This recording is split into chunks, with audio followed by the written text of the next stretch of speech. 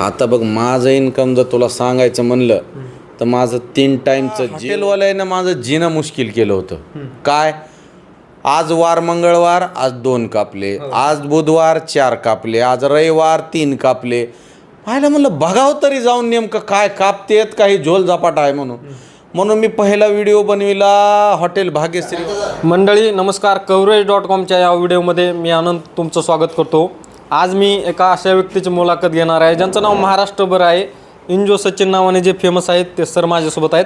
त्यांचं बीडमध्ये येण्याचं कारण म्हणजे हॉटेल गोल्डन चॉईस या ठिकाणी एक नवीन पद्धतीनुसार आयटम चालू करण्यात आलेला आहे. या ठिकाणी हॉटेल चालू केल्यापासून व्हेज जेवण मिळत होतं, परंतु नॉनव्हेज हे मिळत नव्हतं आणि ग्राहकांच्या मागणीनुसार नंतर आता जे बाप्पासाहेब घुगे आहेत हॉटेलचे मालक, यांनी ग्राहकांचा प्रतिसाद लक्षात घेता या ठिकाणी नॉनव्हेज जेवणाची देखील व्यवस्था करण्यात आलेली आहे. त्याचसाठी या ठिकाणी जे महाराष्ट्रभर फेमस आहेत इंजो सचिन नावाने सचिन सर आलेले. सर कव्हरेज.com मध्ये सर्वप्रथम तुमचं स्वागत. सचिन सर, गोल्डन चॉईसला तुम्ही भेट दिलेली, नेमकं भेट देण्यामागलचं कारण काय सांगाल?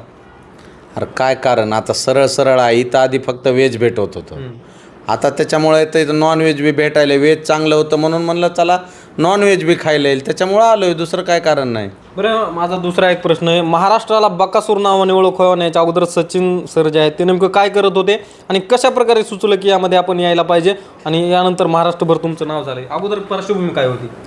पार्श्वभूमी काहीच नाही, मी सर्व्हिसला आहे हॉस्पिटलमध्ये. पण पार्श्वभूमी ठरवायचं म्हणजे असं काय नव्हतं. एक असाच म्हणजे मित्र होता, त्याच्याकडे यूट्यूब चॅनल होतं आणि जसं आपण मित्राला आरतुरं बोलत असतो, आपण रेग्युलर बोलतो की आपला मित्र क्लास 1 झाला, क्लास 2 झाला किंवा चोर बी झाला तर पहिलं ज्या त्या नावानं आवाज देत होता आपण त्याला, त्याच नावानं आवाज देणार. मी माझं बोलायचा स्वभाव तसाच आहे, त्याच्यामुळं त्याला ते गुरमी आली, त्याला नग होय वाटू लागलं, त्याला अपमान वाटू लागला. मी म्हणलं 1-2 मित्राला म्हणलं असं का करायला रेड्यावने. त्यानं म्हणलं अण्णा त्याचं यूट्यूब चॅनल आहे, त्याला आरोतुरं बोललेलं जमत नाही. मग तिथून मी विचार केला की यूट्यूब नेमकं काय असतंय. मग तिथून सर्च केलं की व्हिडिओ काढायचे कसे, अपलोड करायचे कसे. मग त्याच्यानुसार हळूहळू करीत गेलो आणि होत गेलं, असं झालं ते. त्याच्यामुळे यूट्यूबचा नाद लागला मला. ह्या क्षेत्रात कशा प्रकारे हॉटेलच्या ह्या हॉटेलवाल्यानं माझं जीणं मुश्किल केलं होतं. काय आज वार मंगळवार आज 2 कापले, आज बुधवार 4 कापले, आज रविवार 3 कापले. पाहिलं म्हणलं बघावं तरी जाऊन नेमकं काय कापतेत काही झोल झपाट आहे म्हणून मी पहिला व्हिडिओ बनविला हॉटेल भाग्यश्रीवाल्याला. गेल्याच्या नंतर मी तिथं केला व्हिडिओ. मला चांगलं वाटलं की बाबा या मराठी माणूस काम करायला आहे आणि जे कंदुरी आपल्या गावाकडे एखाद्याची जर नवस असेल तेव्हाच ते आपल्याला खायला भेटत होतं, अख्खं बकरं कापलेलं. आणि ते एकत्रित शिजविणाऱ्याला जे ढवारा कंदुरी म्हणतात त्याचा जी म्हणजे अर्क असतंय, आताडे असतील, फुफ्फुस असेल, किडनी असेल, लिव्हर असेल, गुडदा असेल, सगळ्या गोष्टीचं मिश्रण म्हणजे कंदुरी मटण. आणि त्याचा जो स्वाद असतोय गावरान काळ्या तिखटामधला, तर ते फक्त कंदुरीच्या ठिकाणी खायला भेटायचा. पण हे आजकाल हॉटेलवाल्यानं काय केलं आहे, हॉटेलमध्ये रोज कंदुरी केली. त्याच्यामुळं का नाही ते मला आवडली कन्सेप्ट. आणि विदाऊट टेस्टिंग पावडर ओरिजिनल खायला भेटायला लोकायला, त्याच्यामुळं मी सुरुवात केली. म्हणलं चला हॉटेलचेच काही व्हिडिओ करूत. आणि लोकांना प्रतिसाद एवढा दिला त्याच्यासाठी, म्हणजे लोकांना कळालं की चांगलं कुठं आहे. आज आपण एखाद्या हिरोला ॲडव्हर्टाईज करायला होतो आपण, काही हिरो म्हणजे त्यांना आता मी आता बोलणं जरा योग्य नाही, पण त्यांना असं नुसत्या लाताबुक्यानं आणाय पाहिजे जे की गुटख्याची ॲड करतात, दारूची ॲड करतात. असं म्हणजे ज्याला लोक आदर्श मानतात त्यानं चांगल्या गोष्टीचा लोकांपुढे मांडला पाहिजे की जेणेकरून त्याच्यापासून काहीतरी लोकांनी शिकावं. त्याच्यासाठी मग मी विचार केला, जर 250 रुपयामध्ये 200 रुपयामध्ये जर चांगलं जेवण लोकांना भेटत असेल तर काय हरकत आहे. त्याच्यामुळं मी त्या हॉटेलचा व्हिडिओ करत गेलो.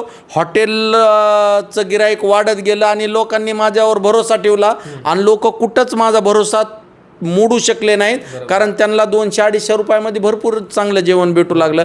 त्याच्यामुळं झपाटा उठविला आणि हॉटेलवाले बी फेमस झाले आणि प्रत्येकाच्या हाताला काम लागत गेलं. बरोबर आहे. तुम्ही भाग्यश्री हॉटेल गेला, तिरंगाला कधी गेला? तिरंग्याला बी गेलतो की. दोन्हीपैकी कुठली टेस्ट आवडली? टेस्ट तशी नसती भया, कसं असतं सांगतो टेस्ट. आता समज तुला जर म्हणलं तुझा आवडता पदार्थ काय, तू म्हणलास गुलाबजामुन, तुला सकाळ दुपार संध्याकाळ सोमवार ते रविवार जानेवारी ते डिसेंबर रोज 5-5 गुलाबजामुन दिले, खाशील का तू? नाही. कधी ना कधी जीभ तुला म्हणेन की मालक पिसाळाव का, जरा कंट्रोल करा. कधीतरी ठेसा काहीतरी खाऊ वाटेल का नाही? तसंच असतंय. जिबीचे चोचले ढुंगणाला टोचले उग म्हणत नाहीत. हे जीभ जर आपली म्हणजे एक वचनी जर असती तर आपण एक्क्यात आपण घरीच खाल्लं असतं ना. हॉटेल हुडकीत कशाला फिरला असतो? तसं काम आहे. त्याच्यासाठी जिबीला प्रत्येक वेळी नव्या चवीची गरज असते. त्याच्यामुळं प्रत्येक हॉटेलची चव वेगळी असते. उगं वडीत राहायचं बस. बीडमध्ये नॉनव्हेज मस्त भेटणार हॉटेल कोणतं? आता ह्याच्या आधी तर हॉटेल सचिन होतं. आता इथं बी आलो, पण ते हॉटेल सचिन कसं कंदुरी मटण टाईप आहे. त्यांच्या दम मुर्गा ते त्यांची कॅटेगरी वेगळी चॉईस हॉटेलला. ह्याचं कारणच काय माहिती आहे का? इथलं मी व्हेज खाल्लं होतं, 1 नंबर होतं. आणि त्याच्यानंतर इथं नॉनव्हेज सुरू झालं आहे म्हणजे मी येऊन बघणारच ना, क्वालिटी मॅच होईल म्हणून. त्याच्यासाठी आलो आहे, बाकी काय कारण नाही. बरं, आता बकासूर म्हटलं की संपूर्ण महाराष्ट्रभर तुम्ही फेमस आहेत.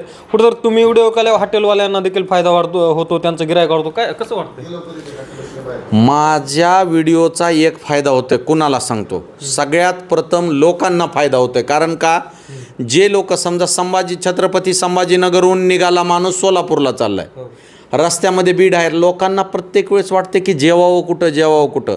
आज मी बीडला आलो, गोल्डन चॉईस हॉटेलचा व्हिडिओ काढला. त्याच्यामुळं काय होणार, लोकांना माहीत होणार की बाबा बकासूर इथं गेलता.